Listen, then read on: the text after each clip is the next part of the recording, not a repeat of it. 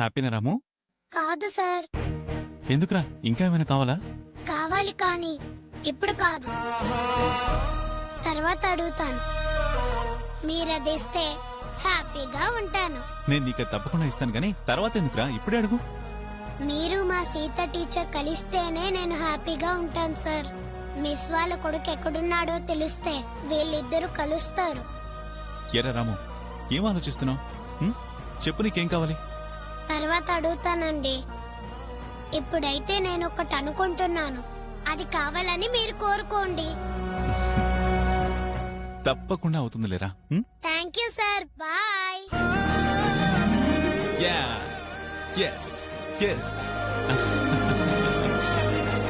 Bye sir. Bye రా.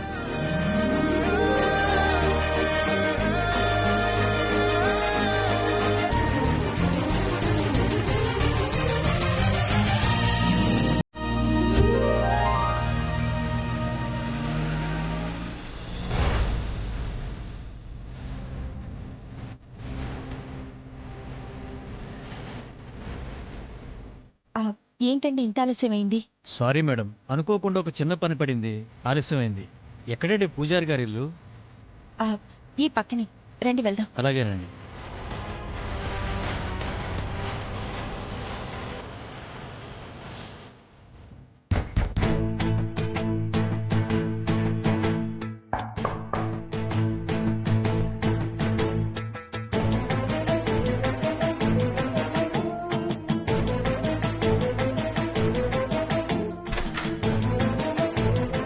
ఎవరండి? పూజారి గారితో మాట్లాడాలి. మీరెవరు? నా పేరు సీత. ఓ సీత, మా ఆయన మంచం పడడానికి కారణమైన సీతవు నువ్వేనమ్మా?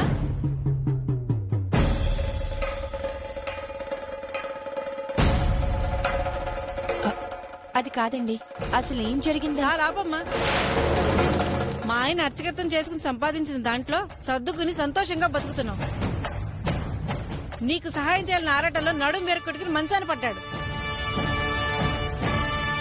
ఇంకా ఏ మొహం పెట్టుకుని కలవడానికి వచ్చావమ్మా? వెళ్ళిపో. ఒక్కసారి నేను చెప్పేది వినండి. ఏంటమ్మా వినేది?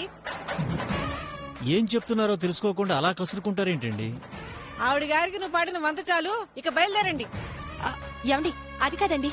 ఏమండి, ఏమండి, తలుపు తీయండి.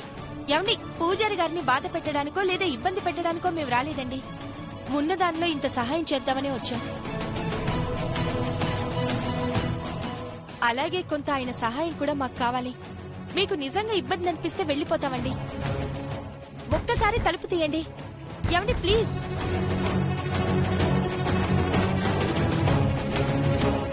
పదండి వెళ్దాం.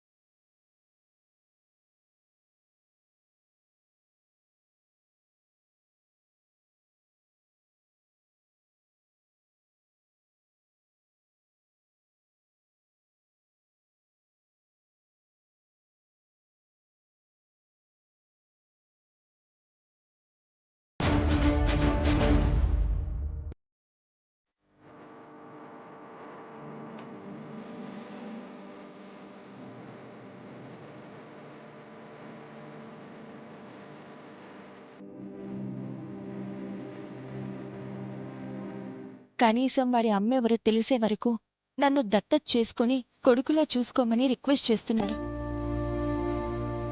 వాడికి అమ్మ కావాల్సిందే అనే ధ్యాస అంతలా పెరిగిపోయింది.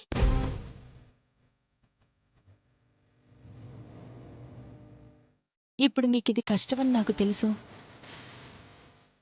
కాని అనాథ అనుకునే ఒక పిల్లోడు తల్లిదండ్రుల వద్దకు చేరినా ఎంతో కొంత మంచిదే కదా.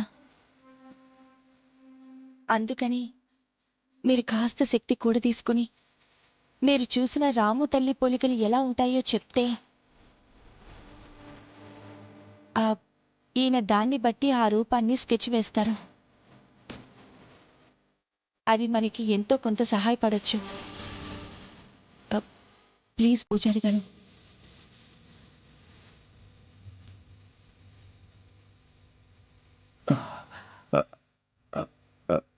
చెప్తానమ్మా. ఆ రోజు నేను ఎలా పడిపోయానో కూడా తెలియడం లేదు. అంతా ఆ దేవుని లీల. ఆవిడ ఎలా ఉంటుందంటే, ఒక్క నిమిషం అండి, రికార్డ్ చేసుకోండి.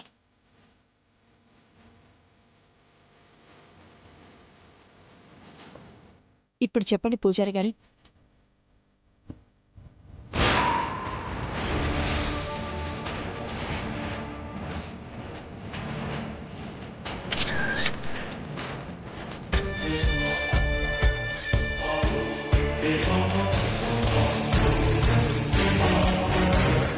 అలా ఉంటుందమ్మా. చాలా సంతోషం పూజారి గారు. మీరు జాగ్రత్త, బాగా రెస్ట్ తీసుకోండి. మేం వెళ్ళొస్తాం పూజారి గారు. మంచిదమ్మా. అమ్మా, ఇవి ఉంచండి. పర్లేదు, తీసుకోండి. తీసుకో.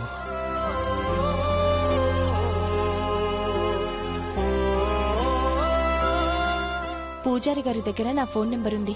మీకెప్పుడు ఏ అవసరం వచ్చినా నిస్సందేహంగా నాకు ఫోన్ చేయండి. నన్ను క్షమించండి. మీరెవరో తెలుసుకోకుండా మిమ్మల్ని నానా మాటలు అన్నాను. మీ మొహం మీద తలిపేశాను. మనసులో ఏం పెట్టుకోకండి సీతగారు. పర్లేదండి.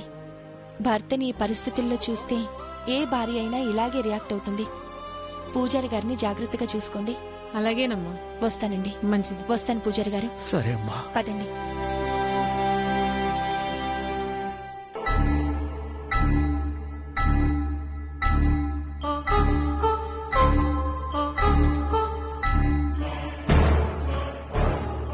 మీరు పూజారి గారు చెప్పిన ఆనవాళ్లను బట్టి ఆ స్కెచ్ వేయడానికి ఎంత టైం పడుతుందండి? ఒక 3-4 రోజుల్లో ఫినిష్ చేస్తాను మేడం. అవే పోలికలతో పర్ఫెక్ట్ గా వేస్తారు కదా? అందులో ఎలాంటి అనుమానమూ లేదు. ఎదురుగా మనిషే ఉన్నంత పర్ఫెక్ట్ గా గీస్తాను. అక్కేదో ప్రయత్నం చేస్తోంది. అదేంటో నేను తెలుసుకోవాలి.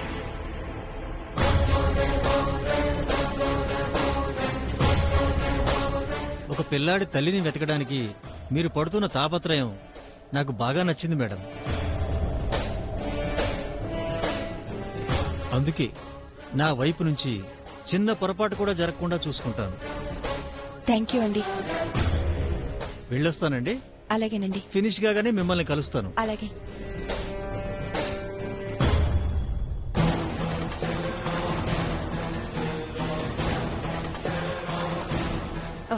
అక్క. హాయ్ అక్క. దాక్షాయిని, నువ్వేంటిక్కడ? కూరలు కొనుక్కొని వెళ్తూ నువ్వు కనిపిస్తే ఆగానక్క. ఇప్పుడు వెళ్లారు కదా, అతనెవరు? ఎవరోలే. ఆ టెన్షన్స్ అన్ని నీకెందుకు? టెన్షన్ ఏంటక్క? విషయం ఏంటో చెప్తే అవకాశం ఉంటే నేను నీకు హెల్ప్ చేస్తాను కదా. ప్లీజ్ చెప్పక్క. ఆశ్రమంలో ఉండే రాము నీకు తెలుసు కదా?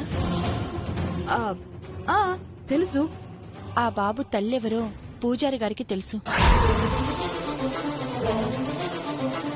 ఆయనేమో గుడి మెట్ల మీద నుంచి కింద పడిపోయి ఇంజురీ అవ్వడం వల్ల డాక్టర్ బెడ్ రెస్ట్ అని చెప్పారు.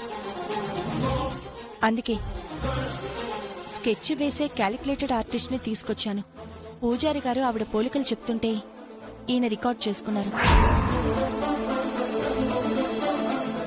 ఆ రూపం ఏంటో తెలిస్తే నేనే ఆ మనిషిని వెతికి పట్టుకోవడం తేలికవుతుంది కదా. పని తేలికవడం కాదు, ఆ స్కెచ్ నువ్వు చూస్తే అదే నాకు చివరి రోజు అవుతుంది. ఆ, ఆ, చాలా మంచి పని చేస్తున్నావు అక్క. అక్క, నాకు చిన్న ఫేవర్ చేస్తావా? ఏంటి? నాకు స్కెచెస్ గీసుకోవడం అంటే చాలా ఇష్టం. నాది బబ్లుది ఒక స్కెచ్ వేయిస్తాను. అతని నెంబర్ ఇస్తావా? నేను చెప్తాలే అతనికి. అయ్యో అక్క, మళ్ళీ నీకెందుకు శ్రమ? నేను మాట్లాడుకుంటాను. నువ్వు నెంబర్ చెప్పు.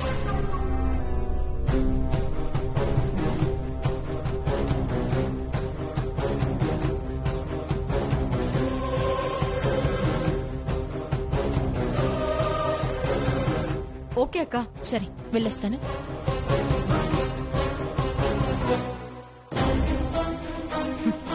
నీ ప్రయత్నాలు అస్సలు ఫలించవక్క.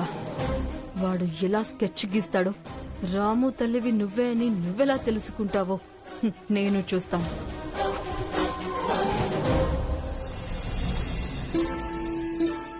అన్నయ్య వదిన ఒకరికొకరు దూరమై ఇప్పటికే 7 ఏళ్లు దాటింది సిద్ధాంత్ గారు. ఎలాగైనా వాళ్ళు తిరిగి కలవాలి. రే బబ్లు, ఇక్కడేం చేస్తున్నావు? పక్కెళ్ళి ఆడుకో. వెళ్ళు.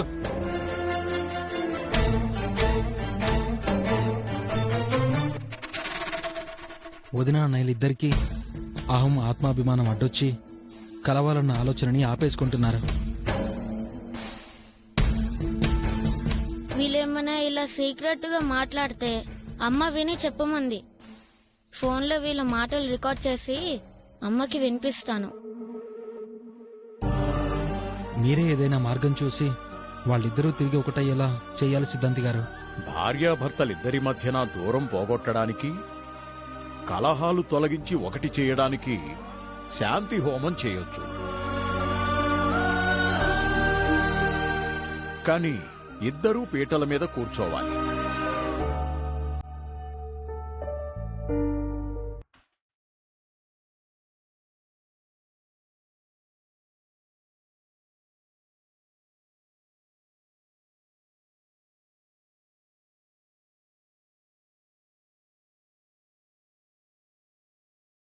ఇద్దరు నడిమిట్లా పచ్చగడ్డేస్తేనే బగ్గుమంటది. ఎదురుపడితేనే గురకాయించి చూసుకుంటారు. కలిసి పీటల మీద ఏడ కూసుంటారు సిద్ధాంతి గారు.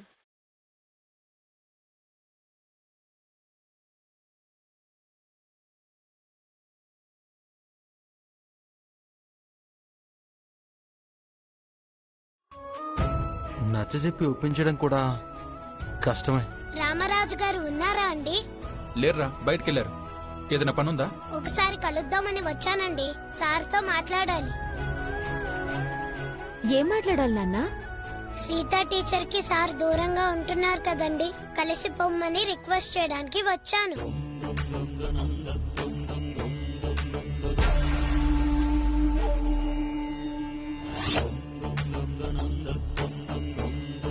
చిన్నవాడివైనా ఎంత పెద్ద మనసు నాన్నా నీది. మేమందరం కూడా అదే విషయం మాట్లాడుకుంటున్నాం. అవునా అండి? ఎలాగైనా వాళ్ళిద్దరిని కలపండి. కలపాలంటే శాంతి హోమం చేయించాలరా. అన్నయ్య వదినను పీటల మీద కూర్చోమని నువ్వు అడుగుతావా? నువ్వంటే ఇష్టం కాబట్టి, చిన్న పిల్లాడివి కాబట్టి నీకోసం కూర్చుని పూజ చేస్తారేమో. అడుగుతావా? నేను అడగడం ఎందుకండి? ఎలాగో సీత టీచర్ మా అమ్మ కోసం వెతుకుతుంది. నేను మా అమ్మ కోసం చూస్తున్నానని రామరాజు సార్కి కూడా తెలుసు. మా అమ్మ నా దగ్గరికి రావటానికి హోమం చేస్తున్నామని చెప్పి నా కోసం పూజలో ఇద్దరిని కూర్చోబెట్టండి.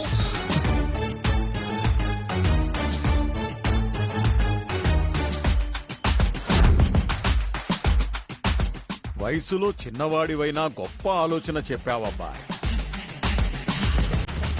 ఒక విధంగా ఇది అబద్ధమే అయినా భార్యాభర్తల్ని ఏకం చేయడానికి తప్పు లేదు.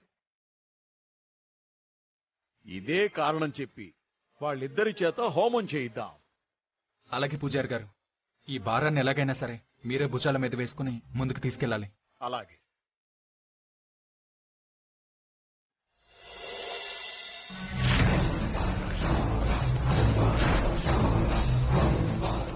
రాముని అడ్డం పెట్టుకొని అబద్ధం చెప్పి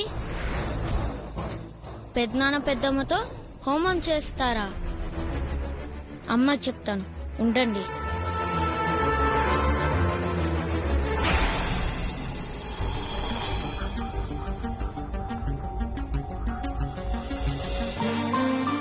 రండి సిద్ధాంత్ గారు. నమస్కారం. రండి కూర్చోండి. అమ్మా సీత, సీత, సిద్ధాంత్ గారు వచ్చారు, రామ్మా. నమస్కారం సిద్ధాంతి గారు. నమస్కారం అమ్మా. రాము, నువ్వేంటి ఈ టైంలో ఎలా వచ్చావు? సిద్ధాంతి గారితో వచ్చాను మిస్. కూర్చో అక్క, సిద్ధాంత్ గారు నీతో మాట్లాడతారంట.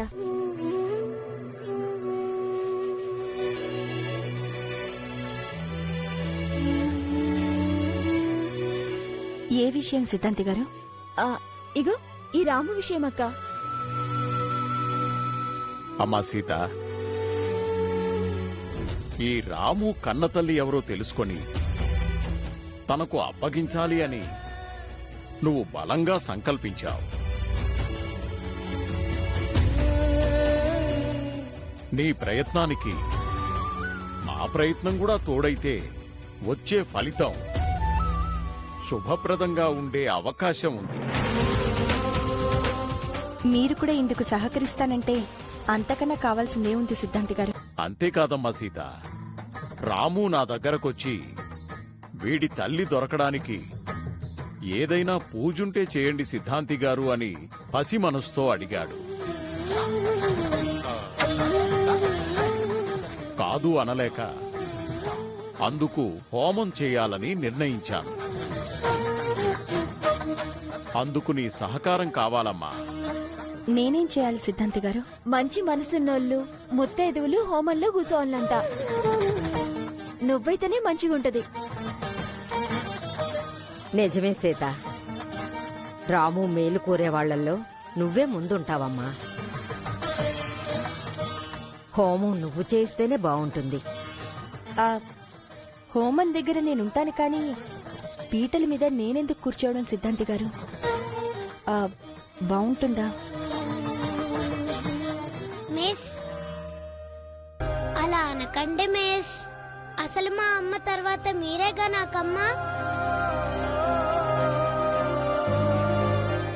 మీరు పీటల మీద కూర్చొని హోమం చేయిస్తేనే మా అమ్మ నాకు వెంటనే దొరుకుతుంది మిస్.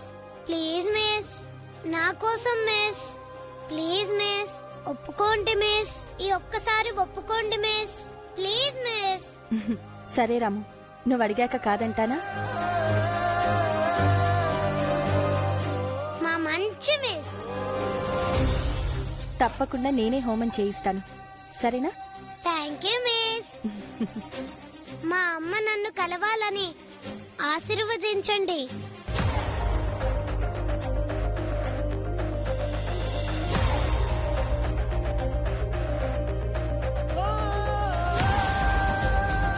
ఈ హోమం చేయించేది మీరు రామరాజు సార్ కలవాలని మిస్. మీకు అబద్ధం చెప్పినందుకు నన్ను క్షమించండి మిస్. తప్పకుండా మీ అమ్మ నిన్ను కలుస్తుంది రాము. సిద్ధాంతి గారు, హోమానికి కావలసిన ఏర్పాట్లన్నీ చేయండి. తప్పకుండా జరిపిద్దాం. సరే సీత, ఇక నేను బయలుదేరతాను. నమస్కారం. నమస్కారం. మంచిదండి.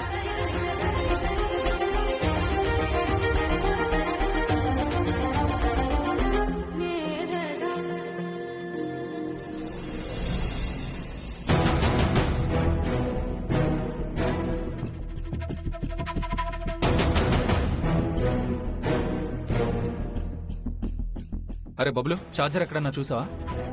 లేదు డాడీ.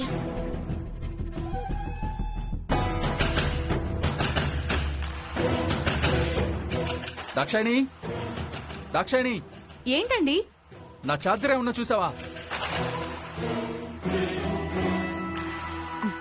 ఎదిగోండి. ఏమండి?